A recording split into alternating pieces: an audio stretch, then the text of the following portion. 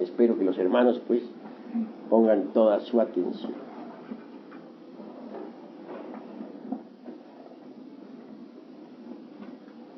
Es necesario comprender la necesidad de aprender a vivir.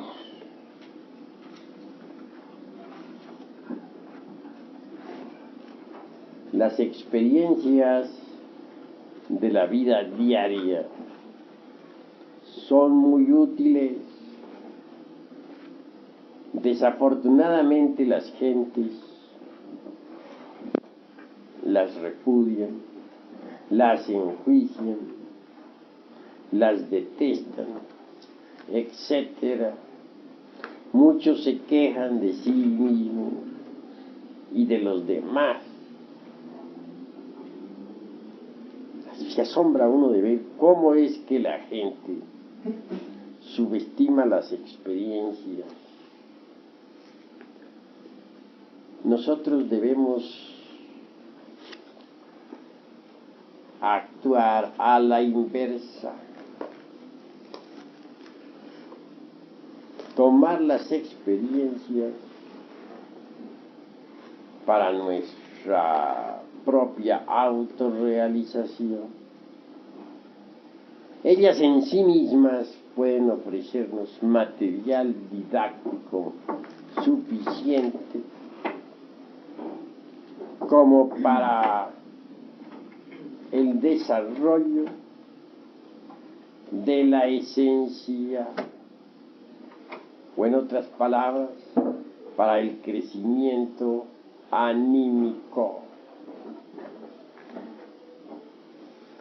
Así pues, las experiencias resultan ciertamente magníficas en todo sentido.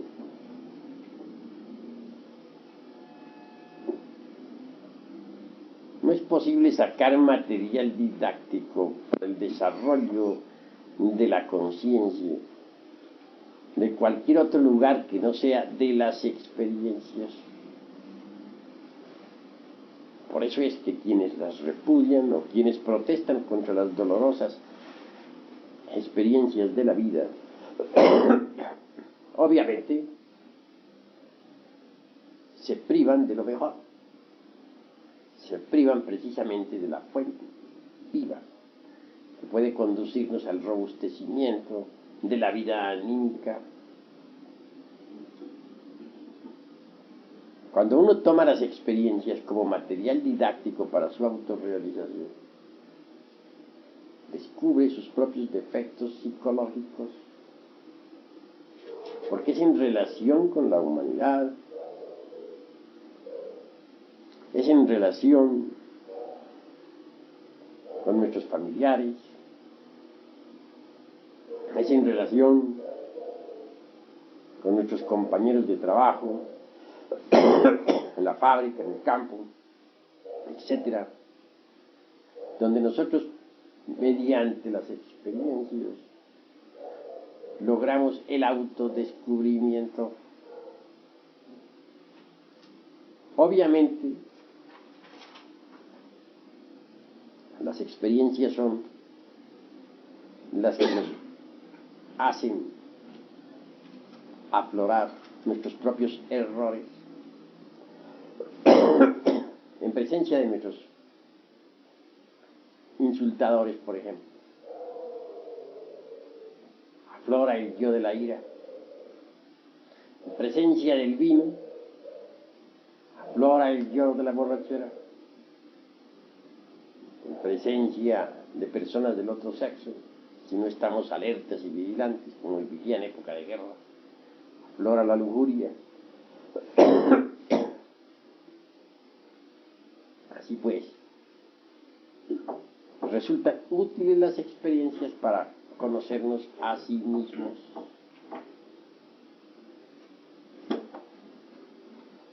Obviamente lo principal es no identificarnos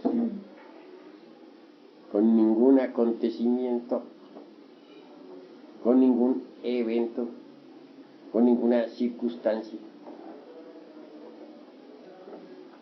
Necesitamos aprender a ver los distintos eventos y circunstancias sin identificarnos con los mismos. Necesitamos aprovechar cada experiencia, por dolorosa que sea, para el autodescubrimiento. Cuando uno se está observando a sí mismo, ve cuán útiles son las experiencias. Si nos retiráramos a una caverna solitaria sin habernos autodescubierto, sin habernos conocido a sí mismos, sin haber disuelto el ego, el resultado sería el más absoluto fracaso.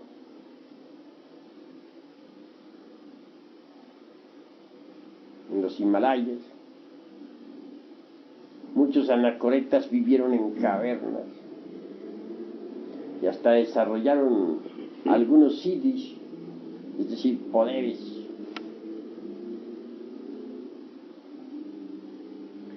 Esos ermitaños, a base de rigurosas disciplinas esotéricas, consiguieron el samadhi,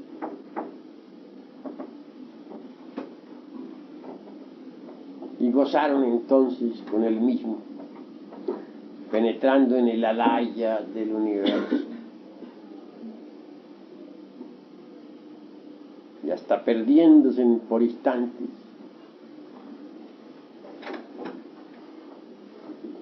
en el supremo Parabrahatma, Hatma.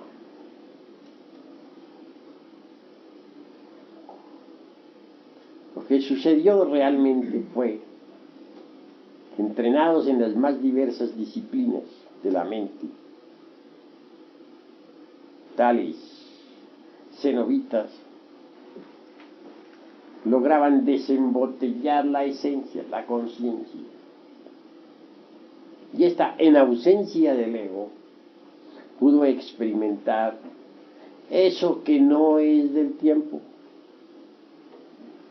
eso que está más allá del cuerpo, de los afectos y de la mente. Embriagados pues con el soma del samadhi, se creyeron mahatmas. Nunca trabajaron sobre el ego, jamás se preocuparon por desintegrar los diversos agregados psíquicos, solo se especializaron en la yoga de la meditación. Ya desencarnaron, como quiera que indubitablemente se habían hecho atletas de la ciencia del dhyani o meditación. Esta esencia momentáneamente pudo hasta penetrar en los templos, en los planetas del Cristo, flotar en el ambiente de tales planetas que son de naturaleza espiritual. Desafortunadamente, sin poder ingresar a las corporaciones de dichos mundos. Pasado el éxtasis, la esencia volvió otra vez al ego, al interior del mí mismo. Posteriormente regresaron, se reincorporaron. Y ahora son en el mundo occidental personas vulgares, comunes y corrientes. En tanto en el Oriente, en el Tíbet, se les sigue aún todavía venerando como a santos.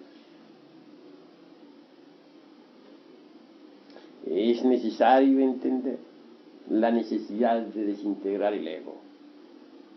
No sería posible esto si no aprovecháramos las duras experiencias de la vida. Personas también que después de un trabajo de observación constante con los distintos eventos de la existencia, se olvidan del trabajo. Entonces las experiencias vuelven a ser tomadas como antes. Cuando uno toma las experiencias de la vida como un medio para llegar a un fin, como un medio para el autodescubrimiento, como un medio para la autoobservación, puede saborearlas. El sabor del trabajo es algo maravilloso. Le da a uno una exquisitez inefable. Cuando uno descubre que tiene tal o cual defecto psicológico y lo elimina, entonces viene a saborear el trabajo. Es un sabor inconfundible. Pero cuando uno, después de haber trabajado, abandona el trabajo sobre sí mismo y vuelve a tomar las experiencias de la vida tal como antes, es decir, vuelve a reinvertir el sentido de las experiencias, entonces indubitablemente sentirá otra vez el mismo sabor de la rutina diaria, el mismo sabor a vida de siempre. Hay pues que distinguir claramente entre el sabor trabajo y el sabor de la vida rutinaria. Por eso yo les digo a ustedes, mis caros hermanos, no huyan de las experiencias de la vida. Aprovechen hasta la más simple experiencia para el autodescubrimiento. Cualquier evento, por insignificante que sea, nos permite el autoconocimiento. Porque precisamente es en relación con las distintas gentes como viene uno a autodescubrir, a descubrir sus propios errores. Es que afloran tan solo, tan espontáneos, que basta estar en estado de alerta para verlos. Defecto descubierto debe ser trabajado, debe ser enjuiciado, debe ser analizado correctamente, debe ser comprendido a través de la técnica de la meditación. Posteriormente viene la ejecución, la disolución. Cualquier agregado psíquico puede ser disuelto con la ayuda de Devi Kundalini Chakra, nuestra Madre Divina. Si nosotros le suplicamos, elimine de nuestro interior el agregado psíquico que hemos comprendido, ella así lo hará, lo desintegrará y quedaremos libres de tal defecto. Cuán dichoso se siente uno cuando elimina de sí mismo algún defecto. Siente uno como si le hubieran quitado una abrumadora carga de encima. Cuánta dicha. Y a medida que los distintos agregados psíquicos se van desintegrando, la esencia, el Buddhata, se van siendo liberados. Y cuando todos los agregados han sido reducidos a polvareda cósmica, desaparece la conciencia egoica y solo queda la conciencia limpia del ser, la conciencia prístina, original. Así pues, bien vale la pena que aprovechemos las experiencias prácticas de la vida para el autodescubrimiento. Sin ellas no sería posible el autodescubrimiento. Aquellos ermitaños que en tiempos siglos se encerraron en las cavernas para meditar, alimentados por ahí con hierbas, raíces del bosque, consiguieron hacerse atletas del Samadhi. Algunos lograron hasta el Satori. El vacío iluminador irrumpió en sus mentes, mas nunca pudieron realizar en sí mismos el vacío iluminador. Una cosa, mis queridos hermanos, es experimentar el vacío iluminador. Y otra cosa es, en verdad les digo, realizar en sí mismos al vacío iluminador. Hubo santos, místicos, ermitaños en el Oriente que experimentaron el vacío iluminador. Pero, como quiera que no trabajaron sobre sí mismos, como quiera que no eliminaron los agregados psíquicos, no pudieron realizar en sí mismos el vacío iluminador.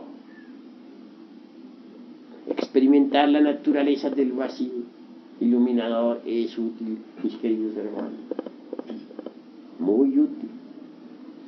Pero si solamente nos quedamos en ese estadio del ser y no autorrealizamos interiormente el vacío iluminador, habremos perdido el tiempo, lamentablemente. No podríamos verdaderamente realizar en sí mismos el vacío iluminador si antes no trabajáramos desintegrando el ego, el mí mismo, el sí mismo.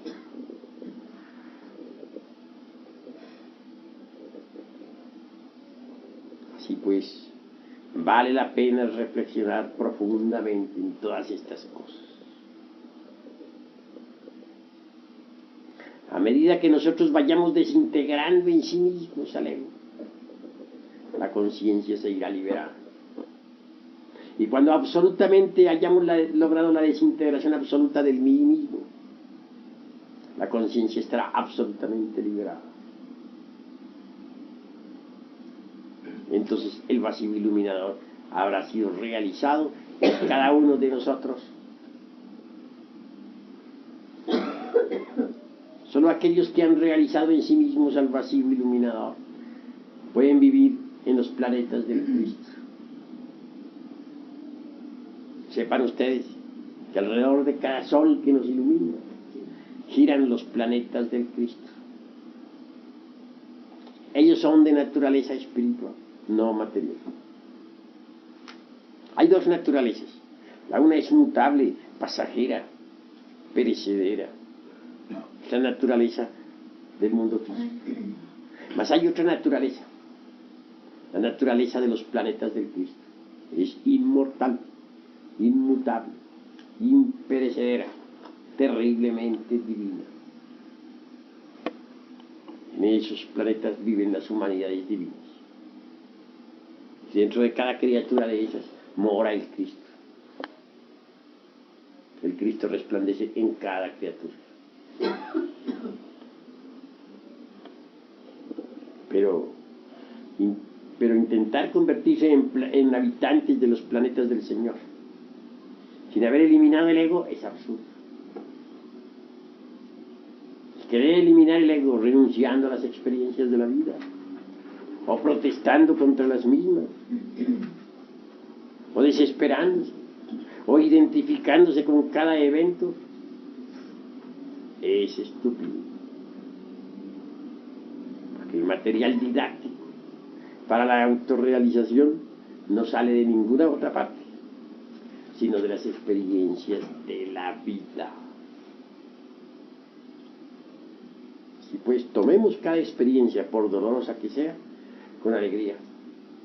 Pensemos en que nos da el material didáctico suficiente para la autorrealización. No cometamos el error de identificarnos con ningún evento. Mas tampoco cometamos el error de repudiar evento alguno. Cada experiencia de la vida es útil.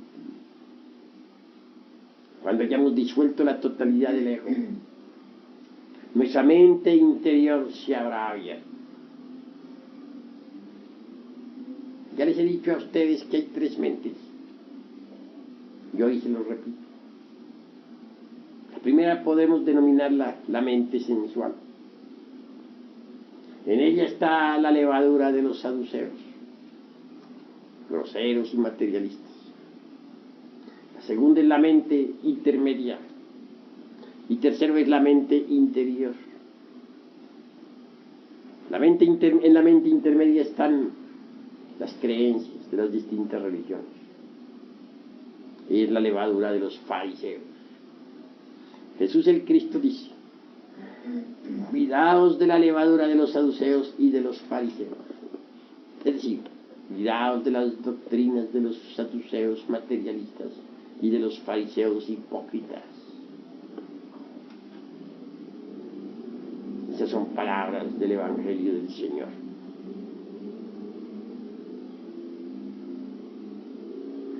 ¿Qué puede saber la mente sensual sobre lo real, sobre la verdad? Nada. ¿Por qué? Porque ella elabora sus conceptos de contenido exclusivamente con los datos aportados por los 5 sentidos.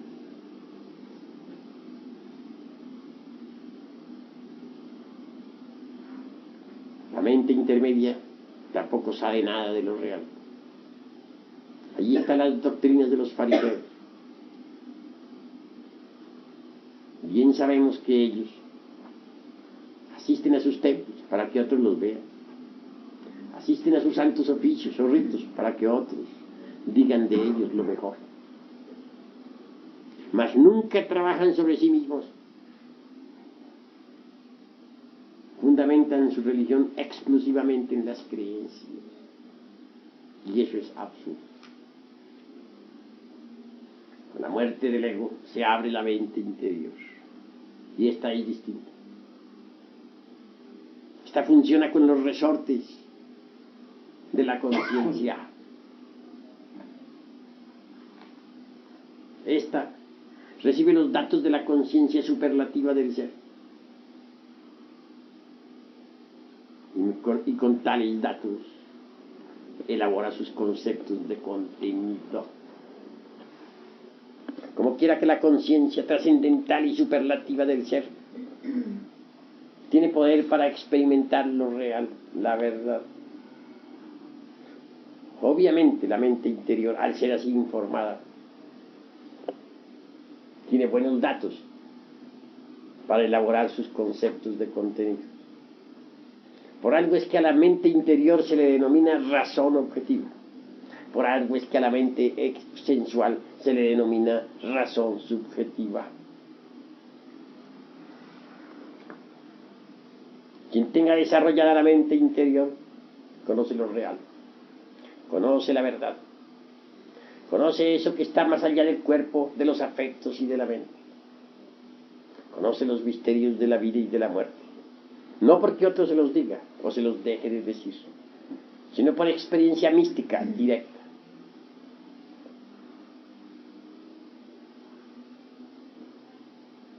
Quien tenga desarrollada la razón objetiva es un iluminado. Mas hay 6 grados de desarrollo de la razón objetiva. Estos 6 grados se conocen por los tridentes que existen en los cuernos.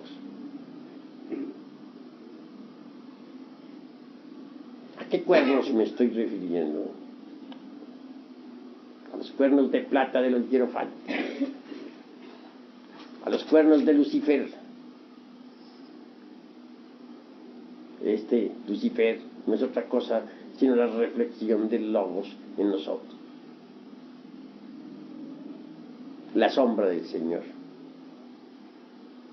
ubicada dentro de nosotros mismos, dentro de nuestro universo interior, para nuestro bien.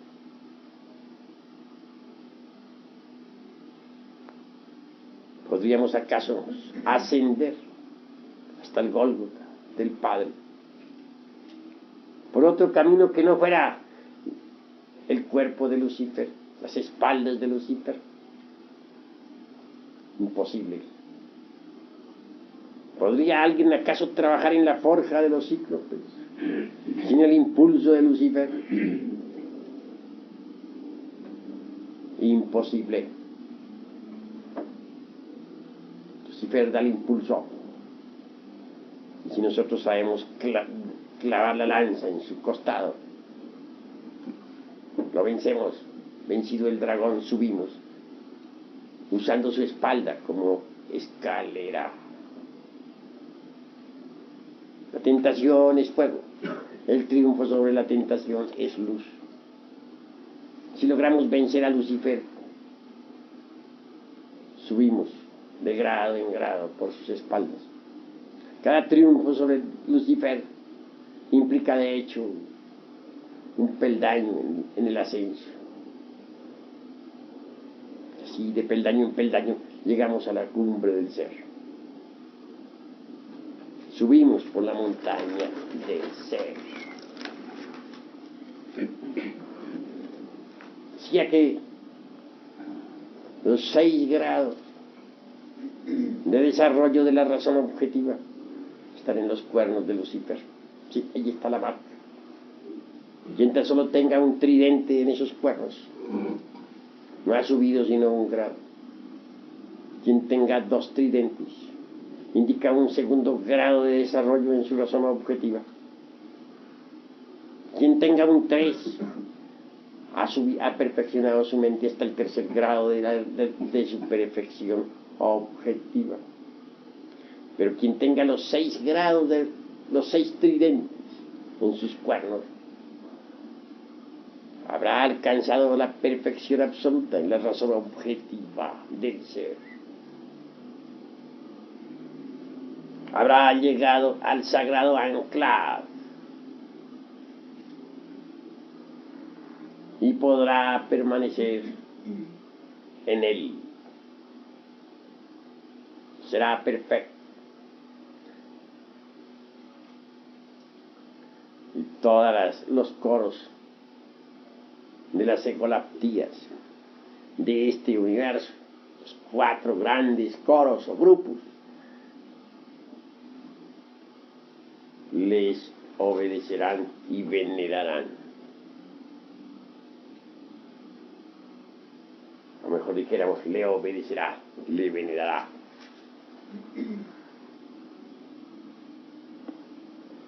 Tener los 6 grados de la razón objetiva es haber llegado a la absoluta iluminación, al conocimiento objetivo absoluto sin lagunas de los misterios de la vida y de la muerte, de los misterios del logos, de los misterios del abismo y del cielo. Se habrá abierto completamente su mente a lo real. Por eso, quien llegue al 6º grado puede reposar en el sagrado anclaje. Quien llegue al 6º grado se encuentra tan solo a 3 grados de la infinitud que todo lo sustenta. Y esto hay que saberlo entender. Quiero pues que los hermanos reflexionen profundamente en esto. Mucho se ha hablado sobre los chakras, discos, ruedas magnéticas del cuerpo astral. ¿Son útiles? Sí, son útiles. Pero todas esas ruedas, chakras, discos, magnéticos, etc., a pesar de ser tan maravillosos, pues nos permiten las extrapercepciones. Resultan en verdad como míseras bujías de cebo ante la razón objetiva del ser. Puede la clarividencia, por ejemplo, ser muy hermosa. ¿Quién negaría los poderes intrínsecos de los chakras? ¿Quién negaría los poderes intrínsecos de la Ajna chakra?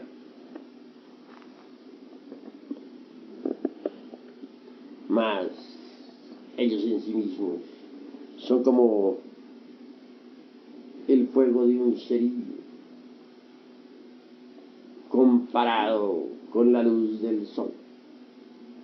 Así son, si los comparamos con la iluminación que da la razón objetiva del ser. De manera que, ¿cuál es el máximo o los máximos poderes que el anacoreta gnóstico puede lograr? ¿Estarán en los chakras? ¿Dónde estarán? En verdad, hermanos, les digo que no están en los chakras.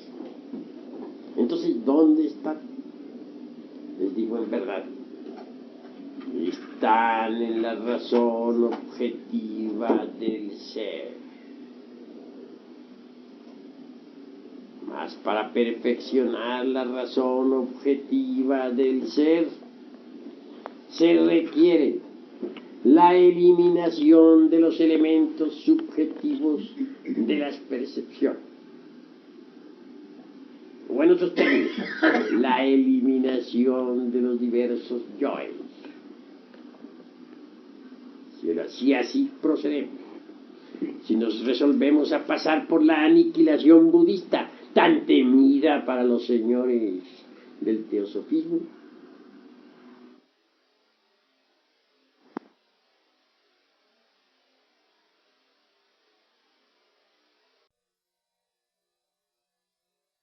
podremos en verdad reposar en el sagrado anclado. Hay dos psiquismos. El inferior está relacionado con los chakras. El superior, que pertenece a la conciencia superlativa y trascendental del ser, a los valores étnicos de lo divinal, de lo trascendental, a la cultura universal, espiritual, divinal.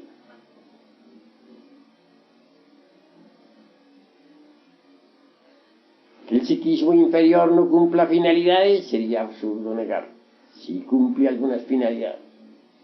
Que el desarrollo de los chakras sea inútil, no digo así, no pienso así. Es útil hasta cierto punto, pero no es todo. Cuando uno ha despertado conciencia y ha abierto en verdad la razón objetiva, y puede la razón objetiva o mente interior servir de instrumento a la conciencia, entonces la iluminación del ser es absoluta y supera a todos los chakras, pasa más allá de los chakras, entra en el terreno del superhombre, del Buda, del iluminado Buda. Quiero que los hermanos comprendan este aspecto intrínseco tan profundo. Quiero que entiendan también por tal motivo la necesidad de pasar por la aniquilación budista. Si así lo hicieren, no les pesará. Abrirán su mente interior y llegarán a poseer la iluminación. No quiero decir que antes no sea posible la experiencia del vacío iluminador. Es posible. Como ya les he dicho a ustedes, una cosa es la experiencia del vacío iluminador y otra cosa es la realización íntima del vacío iluminador. Cualquier anacoreta puede experimentar el vacío iluminador, pero eso no implica forzosamente la autorrealización íntima del vacío iluminador. Nadie podría realmente autorrealizar el vacío iluminador en sí mismo, en tanto no haya eliminado o desintegrado todos esos agregados psíquicos inhumanos que llevamos en nuestro interior. Vale la pena que comprendamos pues todo esto, que reflexionemos profundamente en el proceso de desintegración del ego. Hemos de sangrar profundamente y necesitamos lavar nuestros propios pies con la sangre del corazón, si es que queremos quedar completamente puros.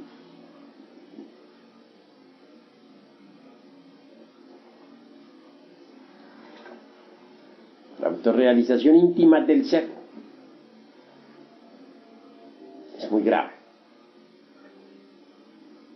gravísimo. Ha de pasar uno por torturas espantosas. Muchas veces tiene uno que renunciar a lo que más ama. Tiene uno siempre que estar dispuesto a perder lo más querido. Y repito, lavar sus pies en la sangre del corazón. Necesita uno convertirse en algo diferente, en algo distinto. Hasta la misma identidad personal ha de perderse. Esto quiere decir, un día habremos de buscar hasta nuestra misma identidad actual y ya no la hallaremos. Se habrá perdido para nosotros mismos, porque nosotros nos habremos convertido en algo diferente. Necesitamos volvernos distintos, diferentes, cambiar radicalmente. ¿Cómo podríamos cambiar totalmente si conserváramos nuestra actual identidad? En este camino, mis queridos hermanos, hay procesos dolorosos, muy dolorosos.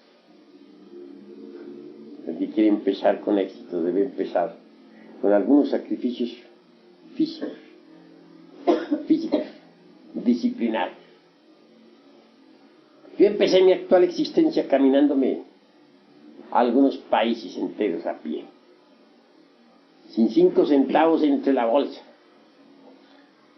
durmiendo en las montañas, envuelto en mis propios trapos para desafiar la plaga, llegando a los pueblos sin dinero, o bien acostándome por ahí debajo de los aleros de las casas, cuando tenía tales techos o aleros, porque ahora las edificaciones se han vuelto tan crueles que si le cae a uno la lluvia no tiene más remedio que soportarla. Así es la crueldad de estos tiempos. Y no me pesa haber caminado sin dinero países enteros. No me pesa haber sufrido la tormenta y los huracanes. No me pesa haber llegado a pueblos donde nadie me conocía y sin un céntimo entre la bolsa. Así empecé. Y mucho que me sirvió. Yo empecé en una forma natural. Mi padre, que está en secreto, quiso que así empezara, y así empecé. A otros les ha tocado empezar así, porque su gurú así lo ha establecido para su bien. Conozco el caso de un gurú de ojos negros penetrantes y mostachos negros. Organizó sus discípulos para una caravana. Recorrió países enteros para llegar a Grecia.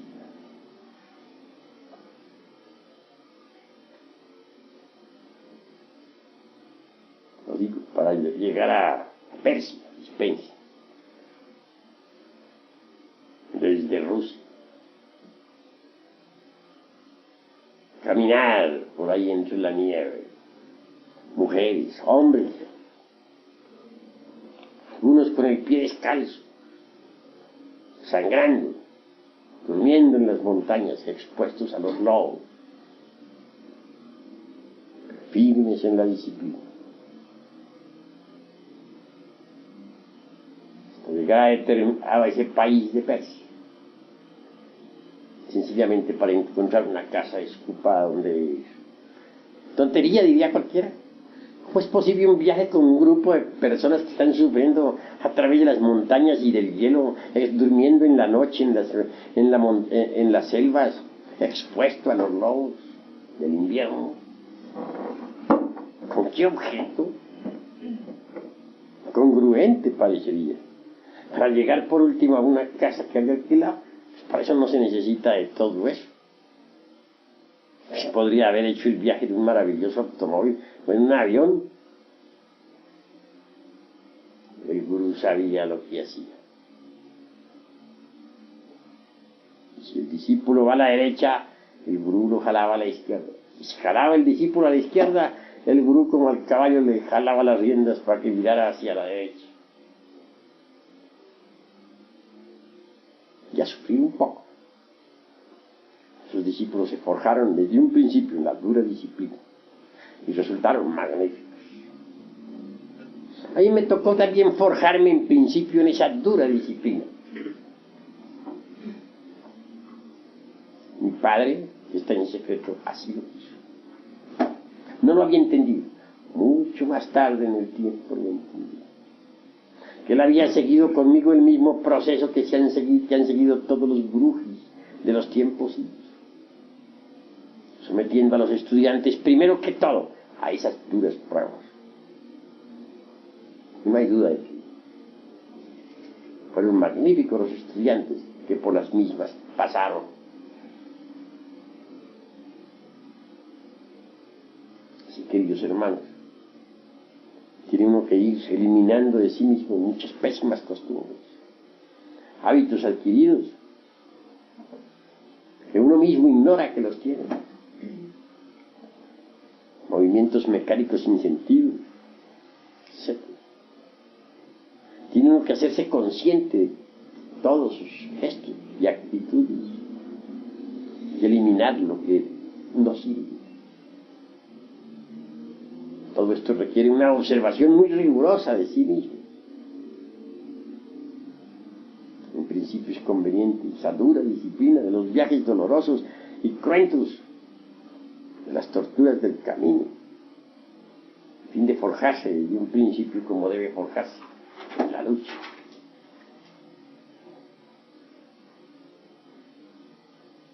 Quieren no desmayar pues en la cuestión de la autoobservación psicológica.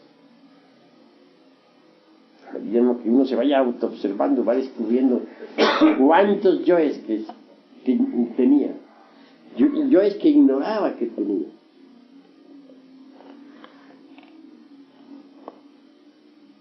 Uno se queda asombrado cuando se autodescubre.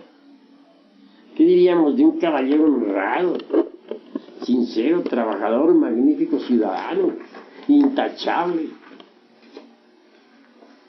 incapaz de quitarle un céntimo a nadie, que de pronto descubra que en el fondo de sí mismo posee unos cuantos yoes ladrones? Imposible, dirían cualquiera. Imposible. No, en esto no hay nada imposible.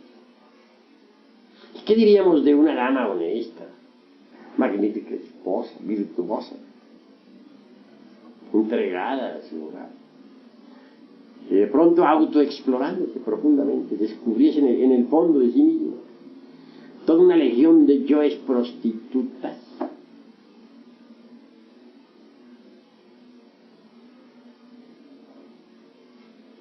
Qué incongruente, dirían muchos, al oír una explicación de estas.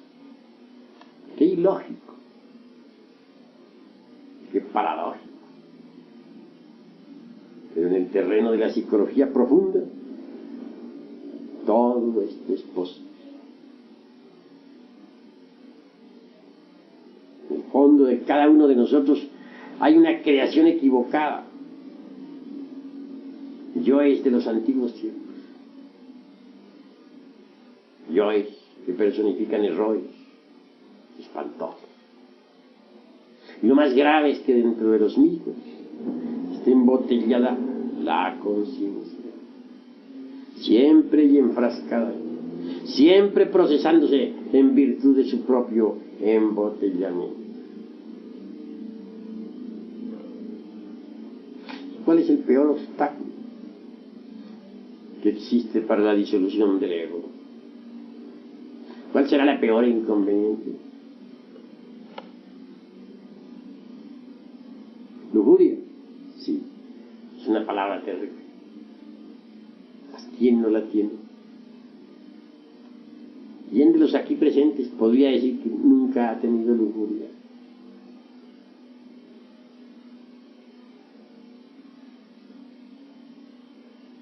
Cuán difícil es desarraigarla de sí mismo.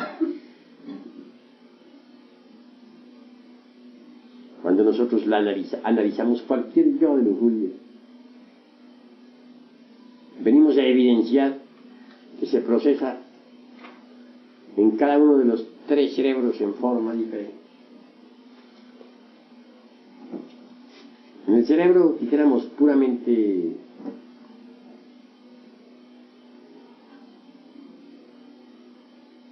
emocional, se expresaría como amor. En el cerebro puramente motor instintivo sexual, a través del erotismo. En el cerebro exclusivamente intelectual,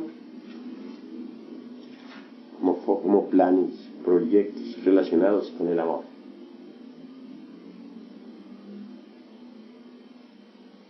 O con el ser que se ama, o que se cree amar.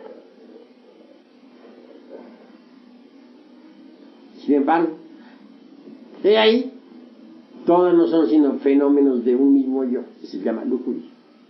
Pero vea cuán distinto se manifiesta en el cerebro intelectual, qué forma tan distinta, qué otra forma asume en el corazón, y por último, cuál es su modo operandi en el centro motor instintivo sexual.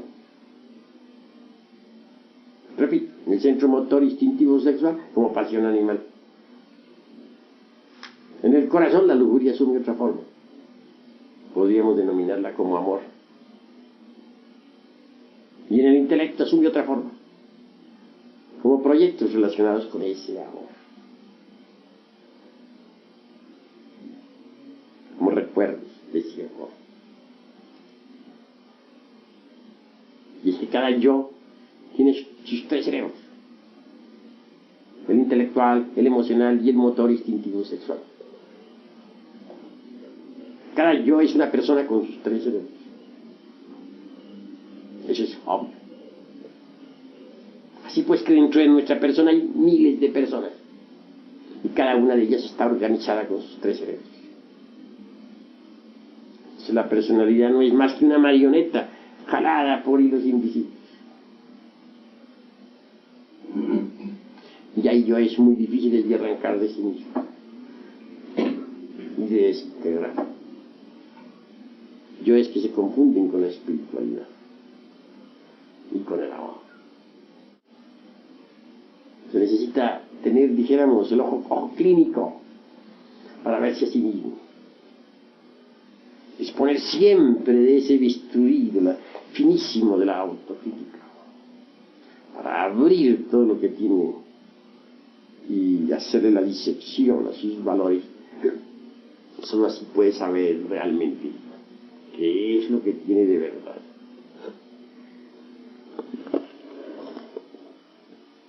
Se necesita mucha observación, mis caros hermanos.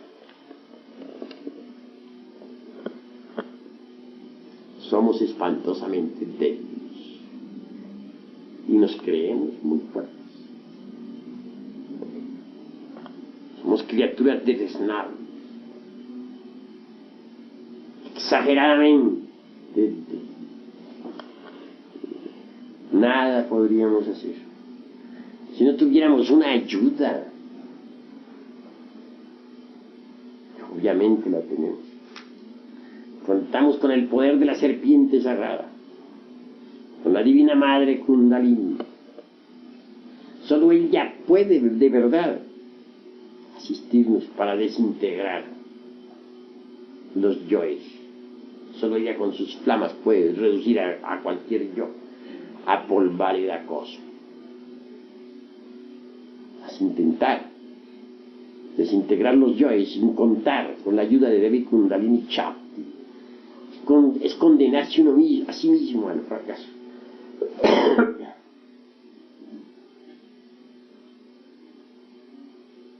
Y eso es muy grave.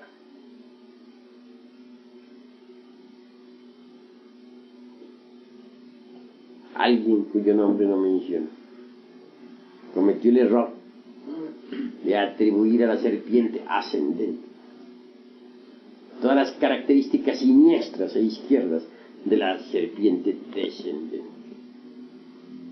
Hay 2 serpientes, la que sube y la que baja. La que sube es la Kundalini, Ella se abre paso por el canal de Sushumna, a lo largo de la médula espinal dorsal, y llega hasta el cerebro, y posteriormente al corazón. La otra, la que baja, se precipita desde el coxis hacia los infiernos atómicos del hombre. Es el abominable órgano kundartiguador. Si el abominable órgano kundartiguador, o la serpiente Pitión, que se arrastraba por el lodo de la tierra, tuvo poder realmente para hacernos caer en el error.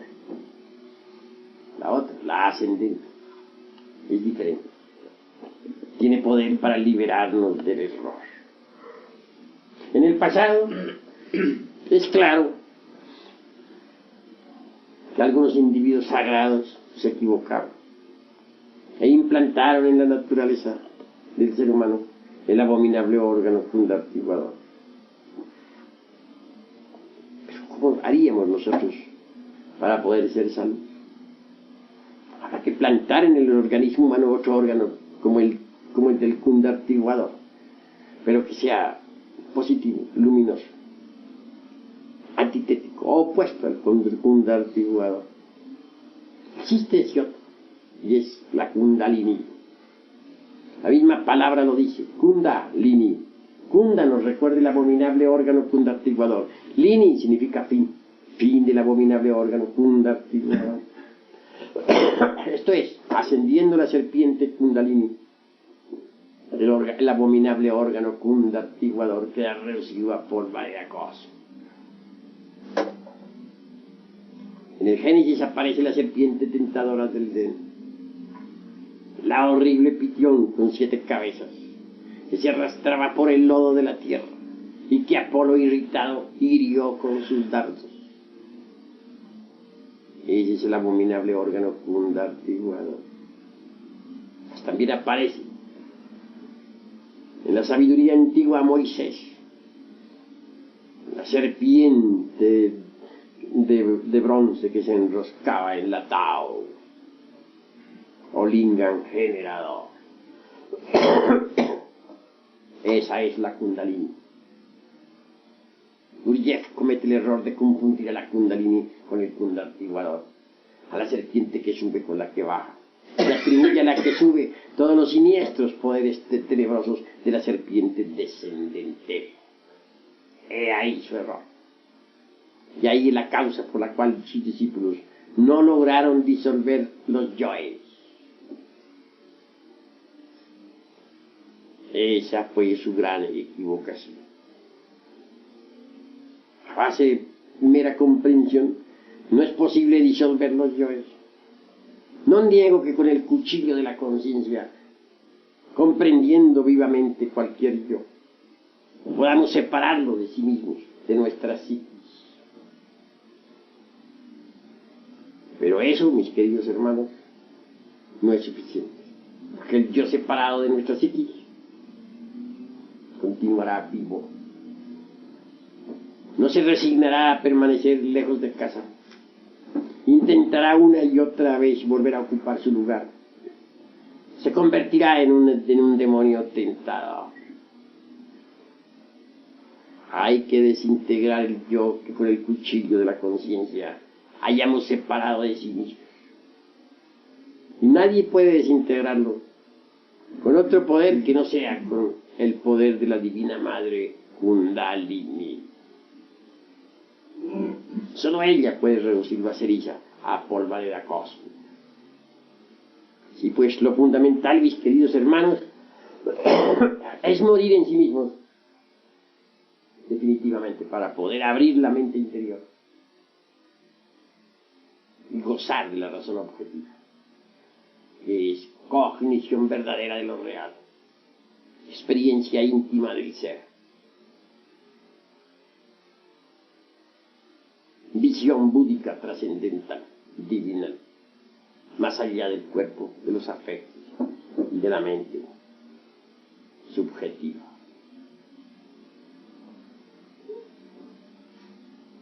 A medida que usted ustedes vayan digeriendo todo esto, irán comprendiendo también la necesidad de vivir alertas y vigilantes, como el vigía en época de guerra, trabajando siempre en forma constante. Así como están, como se encuentran en estos precisos momentos, ustedes no sirven para nada. Tienen una creación equivocada manifestándose a través de una falsa personalidad. Espiritualmente están muertos, no tienen realidad ninguna. Así como están todos ustedes, deben dejar de existir, porque si continúan existiendo así como están, tendrán que ingresar en la involución mineral de las entrañas de la tierra. Así como están muertos espiritualmente. No poseen la razón objetiva del ser. No han conseguido la iluminación. Yacen como sombras entre las profundas tinieblas. ¿Cuál es la realidad de ustedes?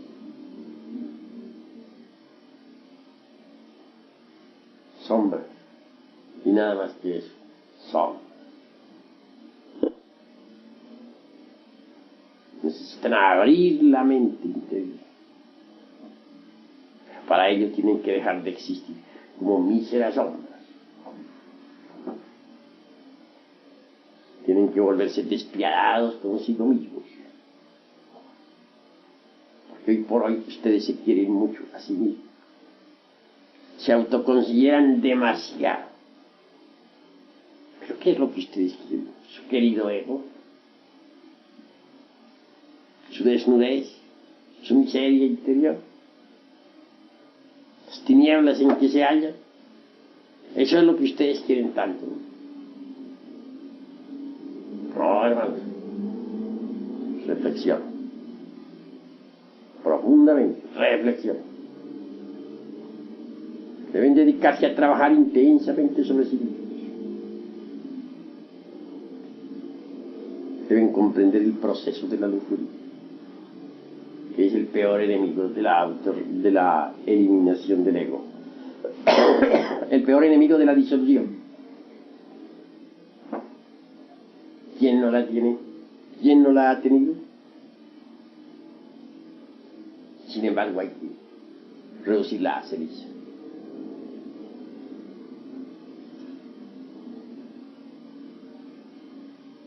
¿Algún hermano tiene algo que preguntar?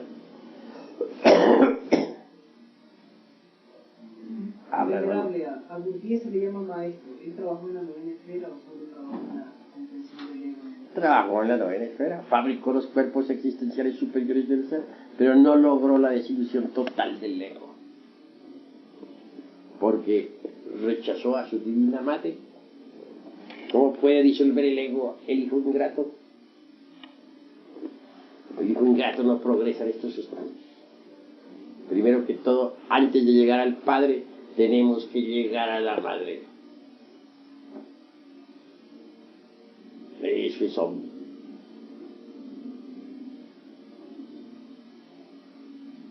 ¿Algún otro hermano tiene algo que preguntar en relación con esto? Maestro, ¿por qué siendo Gurdjieff discípulo suyo no conocía que el único camino para la disolución del ego era con la Divina Madre Kundalini?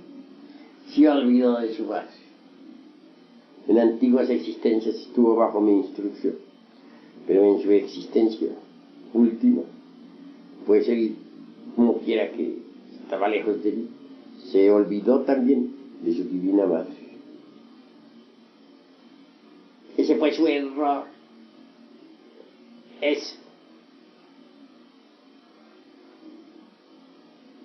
Sin ese poder fuático, nadie puede desintegrar los agregados psíquicos,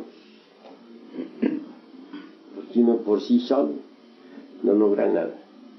El cuchillo de la conciencia permite a uno separar a los yoes que ha comprendido, separarlos de su psiquis, pero eso no significa disolución. Repito, tales yoes lucharán incesantemente por volver a acomodarse dentro de la máquina orgánica. ¿Hay algún otro hermano que tenga algo que preguntar? No quiero que ustedes no pregunten, sino que pregunten. Porque si uno no pregunta, no comprende. Hay veces que es necesario preguntar. Parsifal, en su primera llegada al castillo de Montsalvat, del Montsalvat trascendente, no llegó a ser rey del Grial por no haber preguntado el porqué de los dolores de Amfortas. De manera que hay que siempre preguntar. Habla, hermano. ¿Cuántos procesos se requieren para llegar a adquirir la razón objetiva del ser? Para llegar a la razón objetiva hay 6 grados.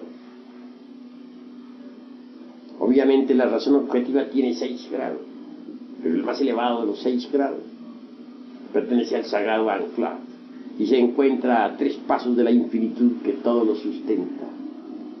¿Para cuántos procesos dices? Tienes que primero morir completamente en ti mismo. Si no desintegras el ego, no desarrollas la razón objetiva. Pero a medida que vas avanzando profundamente en la destrucción del mí mismo, la razón objetiva del ser se va abriendo. Cuando logres el 100% de disolución del ego, la razón objetiva del ser en ti mismo habrá llegado a la plenitud de la perfección. Entonces estarás iluminado absolutamente, y conocerás por experiencia vivida directa todos los misterios del universo. Nada ignorarás y tendrás todos los poderes del cosmos. Esto está más allá de los chakras. Los chakras, repito, no son sino pálidas lumbres ante la luz del sol. Útiles, pero muy incipientes.